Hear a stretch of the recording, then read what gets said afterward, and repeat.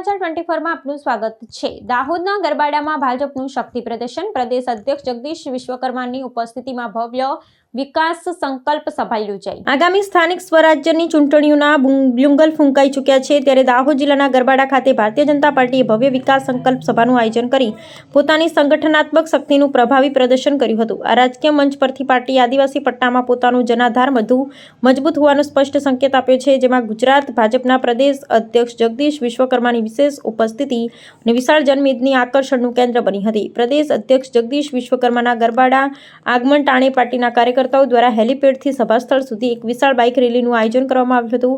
આ રેલીમાં સેંકડો યુવાનો હાથમાં પક્ષના પ્રતીક સમાન ભગવા ધ્વજ લઈ ઉત્સાહભેર જોડાયા હતા, જેના પગલે સમગ્ર પંથકમાં ભારે રાજકીય ગરમાવો જોવા મળ્યો હતો। યુવાઓ અને સ્થાનિક કાર્યકર્તાઓની આ સક્રિય ભાગીદારીએ પક્ષને ચૂંટણી પ્રચાર અભિયાનને નવો વેગ અને આક્રમકતા પૂરા પાડ્યા હતા। સ્થાનિક સ્વરાજ્યની ચૂંટણીઓના પડઘમ વચ્ચે યોજાયેલી આ સભાએ ભાજપના પાયાના કાર્યકર્તાઓમાં નવો પ્રાણ ફૂંકવાનું કાર્ય કર્યું છે। રાજકીય વિશ્લેષકોના મતે ગરબાડા જેવા ભૌગોલિક અને રાજકીય રીતે મહત્વપૂર્ણ વિસ્તારમાં આટલા મોટા પાયે શક્તિ પ્રદર્શન થકી ભાજપે વિકાસના એજન્ડા સાથે મેદાનમાં ઉતરી વિપક્ષોને સીધો પડકાર ફેંક્યો છે।